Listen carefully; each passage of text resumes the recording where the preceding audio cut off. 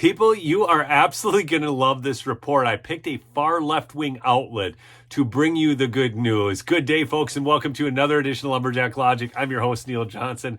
So excited to be with you. If you're new to the channel, please do subscribe. Just go down there, hit that subscribe button, turn on those notifications, and we'll keep you updated with great news. So, out of political, the most powerful anti-Trump argument in the GOP has evaporated. Joe Biden has done Donald Trump the enormous favor of collapsing before our very eyes. That's right, literally collapsing on bikes, collapsing on stairs, collapsing on stage. But anyways, that wasn't in the article. That was free for you today.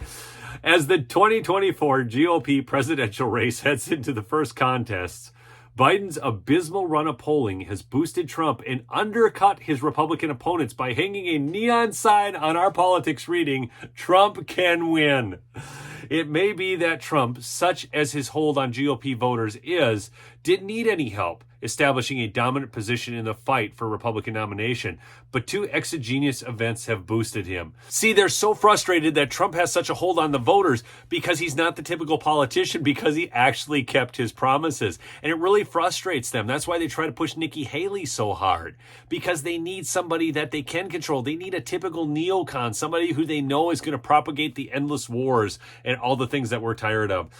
First, the indictments from the Justice Department and Democratic prosecutors created a predictable rally around Trump effect that put him in a fundamentally higher trajectory in the race. I've said this multiple times. I mean, you saw that with Tucker Carlson. He said once they started indicting him, I was full on the Trump train. And that's with a number of people that I've talked to. And his poll numbers continue to rise as everybody sees this political persecution, because they know that if a weaponized Justice Department exists, some of these very same things can happen to them. And second, Biden's abysmal polling has completely eliminated any possibility of making an electability argument against Trump. There's picking your opponent through underhanded ads, something Democrats did to help vulnerable MAGA candidates in 2022, they say.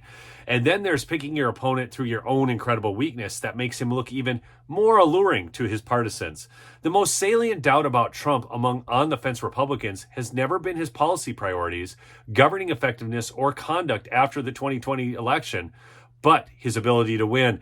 See, now you have to understand, Politico, they actually have problems with his policy priorities, which were good for America, right? When he went in and signed those executive orders, which basically rescinded Obama's executive orders. So you see, people on the left act like Trump was a totalitarian, but instead all he did with those executive orders was release people in the country from the federal bureaucracy. The electability argument also had the advantage of sidestepping any of the issues about Trump that most Republicans don't want to hear.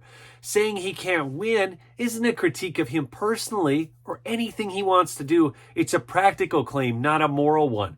And it can be offered more in a tone of sorrow than anger. Nikki Haley is so good at this one, isn't she? You've seen her in the debates. Look, we all love Trump. I love Trump. Trump is the best. It's just he can't win. So you need to vote for me, Nikki. I win. It's appalling. The problem is the polling hasn't cooperated thanks to Biden's downward spiral. In 2016, Trump was often reduced to citing drudge polls and other dubious sources to try to demonstrate that he's always maintained his overwhelming public support. Do you know what the reality was? I knew Trump would win in 2016 because I read about his campaign, and they were using the same data that they used in the Brexit from Cambridge Analytica, and it showed that 3% of the population would not admit that they were voting for Donald Trump. The Biden collapse is nearly comprehensive. He is losing in ballot tests to Trump. His approval rating is scraping bottom. He's trailing on almost every top issue, and supermajorities think he's too old to serve again. He's the weakest incumbent since Jimmy Carter or George H.W. Bush. This is awesome. This is Politico, people. Trump leads by double digits on the economy, inflation, crime, Ukraine and Gaza, and the border. Remember, people, I said this in a live stream the other day. Those are the points you need to hit. Inflation, crime, economy, endless wars, border. Those 5 issues, hammer them home. Talk to your friends, neighbors, and relatives.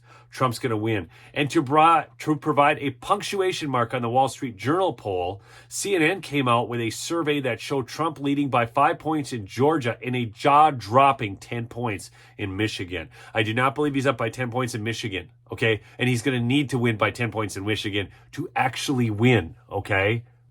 I'll link to the article below so you can read it in its entirety if you want to, but go check out my sponsor, MyPillow. That's right, MyPillow.com. Promo code Lumberjack for big, big savings. These towels, you'll love them. They're soft, they're absorbent, and they stay soft. Peace out.